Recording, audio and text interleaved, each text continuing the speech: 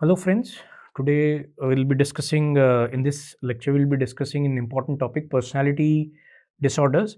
We'll also have a brief overview about impulse control disorders. Personality disorders is an important topic. There are a lot of questions, MCQs regarding that. Impulse control, yes, you can have a brief overview just to understand the concept and few terms. So let us start. First, what do you mean by personality disorder? So first, that you have to understand personality, right? So it's kind of some basically experiences and behavior, inner experiences and behavior of a person for their thoughts, their feelings, or other person's thoughts, feelings, right?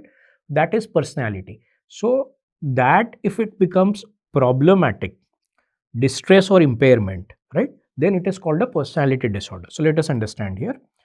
It is basically, let us first understand this pattern of inner experience and behavior that deviates markedly from expectations of the person's culture. That is very important, right? So now this becomes a little bit culture specific. For example, a person having certain traits where they follow or they obey societal rules.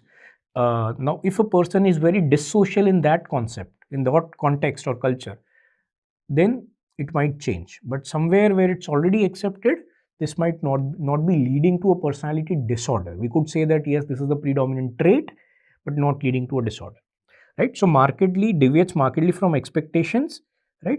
uh, Now that, what is that? Enduring, pervasive, inflexible pattern of inner experience and behavior, as I mentioned. So enduring, pervasive and inflexible, these are important, right? It is kind of endure, it stays throughout life, I mean throughout a longer period of time. Pervasive, it pervades or it involves multiple domains of life. As we talked about delusion, the impairment is only particularly related to delusion. Here it pervades most of the areas of life. Inflexible, so it's very difficult that they might change all of a sudden. There might be minor changes, but basically it is not that flexible. Pattern of inner experience and behavior, right, that markedly deviates and is stable over time, as I mentioned, begins by adolescence or early adulthood and leads to distress or impairment. So here you need to remember few things. First, when it comes about personality disorders or personality, it begins by adolescence or young adulthood. You need to remember, generally personality disorders are not diagnosed before 18. They say that the personality is still being formed. So the temperamental traits turning into personality, they start in adolescence or adulthood, and disorders also start by that time only. First. Second thing, it is stable over time. That is a very important time. Stable, enduring, right? It is not an episodic thing that 2 years happened then complete remission. No, it doesn't happen that way. The other is it pervades into multiple domains and it is inflexible. So before 18, generally not diagnosed, it's enduring and stable. That is the most important part that you have to remember. There are another 2 3 important points that we'll be discussing in the upcoming slides. You have to remember this because this helps to differentiate personality disorders from other psychiatric diagnoses. And as mentioned in DSM and ICD, it's basically there are impairments in self and interpersonal functioning. So it could be self-related issues, self-emotional regulation, self-social interaction, or self-work occupation, or it could be interpersonal functioning, where the social relations, marital relations, all this work relations come into picture. So these three features that, as I mentioned, so we already discussed about pervasive, affecting many areas. We already discussed about enduring. What another point is important is ego-syntonic. The patient says that these are part of myself only. I'm like that. I don't think that's a major issue. मैं ऐसा ही हूँ, right? I get anxious seeing a lot of people. I'm like that, right? So they will realize that this is just pertaining to me. This is a self concept, right? That is called ego-syntonicity. This is important because there might be lot of thoughts like perfectionism. If we talk about thoughts related to perfectionism, right? So now that perfectionism could be part of obsessive compulsive disorder, right? But in OCD, the thoughts are ego-dystonic. The patient will say the thoughts are mine, but that is not what I am, right? The thoughts does not define me. The thoughts are something different from what I generally think, what I generally follow the thought, right? So kind of they will say that yes, the thoughts are mine, they are not implanted, so that differentiates between thought insertion and obsession.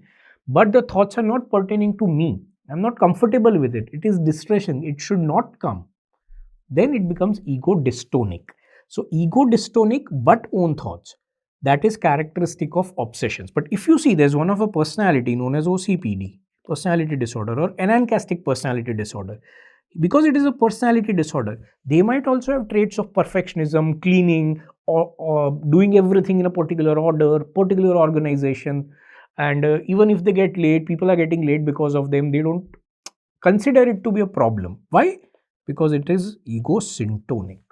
So ego-syntonic, pervasive, and enduring. These three are important criteria to call it a personality disorder. Now, basically, DSM divides it into clusters. ICD has changed. ICD divided into clusters. Now ICD has just made a overall personality disorder with severity, mild, moderate, severe, and they have mentioned few traits, that which one trait is present predominantly, right, of the personality disorder that is causing pathological issues or dysfunctioning. We'll see both. But this 5 personality traits, ocean, these are important to remember because the ICD-11, the traits, they are based more or less on this. So O stands for openness to experience. So basically a person is open to explore, open to have different perspectives, open for certain novelty, right? Rather than being a very traditional blueprint follower. So he's curious, he's creative, preference for novelty, not being conventional and routine preferring, right?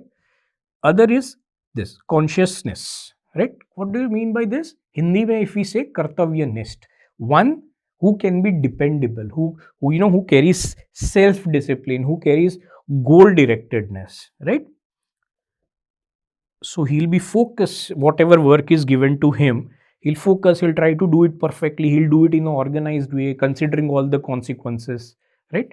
However, we'll see various personality disorders, but you need to remember is that if this is low and disinhibition is high, it may lead to several PDs, right? Cluster B PDs in DSM that we'll be discussing.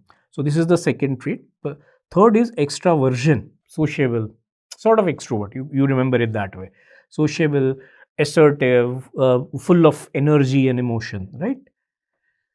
Now, if this is low, this could lead to personality disorders where there is a social detachment, and we will observe that social detachment could be observed in certain personality disorders or traits like schizoid. It may be in avoidant also, that social detachment.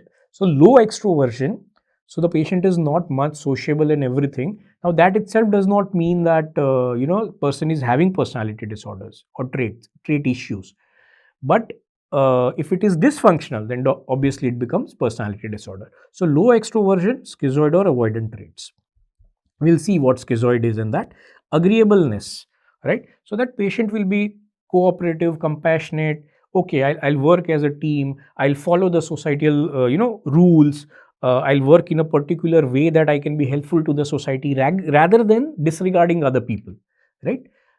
So if this doesn't happen, what will happen is these if the agreeableness is low, these people will not consider other people as a part of team or something, and they'll disregard their emotions, they'll disregard if there is any harm to other people, they'll disregard their rights also, then this is called as dissociality, right?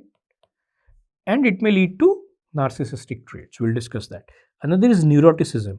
Neuroticism is basically negative affectivity. So tendency to experience negative emotions, anxiety, anger, depression, emotional stability. So one who is having high neuroticism may have issues, borderline and anxious cluster traits. They'll be always kind of suffering or having one or the other issue, like I'm anxiety, I'm not feeling good, there's something that is bothering me, I'm having low mood or something like that. So all the negative emotions, the tendency is very high if the person has neuroticism trait, right? So openness to experience, we have seen consciousness, we have seen if it is low, then it is related to various PDs. extraversion, that is basically sociability. If it is low, schizoid avoidant traits. Then agreeableness, a cooperativeness, following societal rules, regulations in a particular way, right? If not, dissocial, not regarding other people's rights. Neuroticism, this is one where you have to remember, if it is high, then it is problematic. Otherwise, it was the for rest of them. If they were low, then it is problematic. The prevalence of personality disorders is 10 to 20%. Onset, as I mentioned, in adolescence or young adulthood. That is early 20s. Generally not diagnosing before 18 years of age. So this is what you need to remember. Maturing of, you'll see that there are certain personalities like for B cluster, right? They may have some improvement, right? That, for example, those disorders like dissocial or histrionic narcissist, they'll be mild, they'll get a little bit milder. That does not mean that they won't be enduring. Problems may reduce.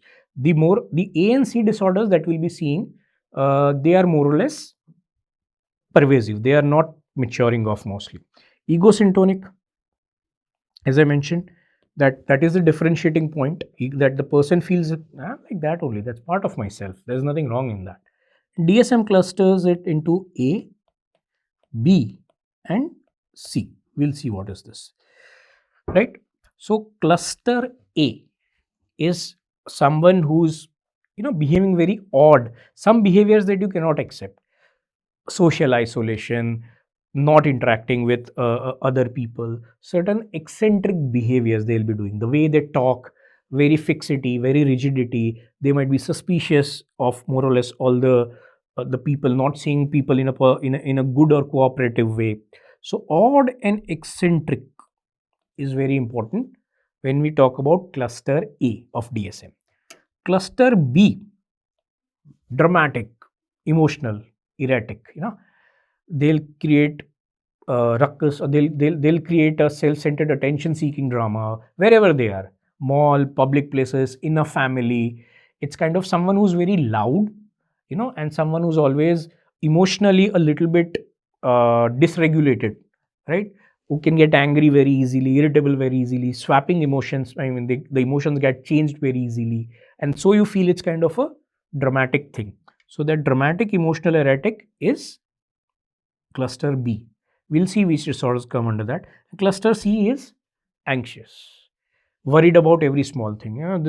This no, this is harmful to me. No, I won't be able to do this. No, or I want something in a perfect way. So if you want to remember, it's like A, odd, eccentric, as I mentioned, they'd appear a little bit weird,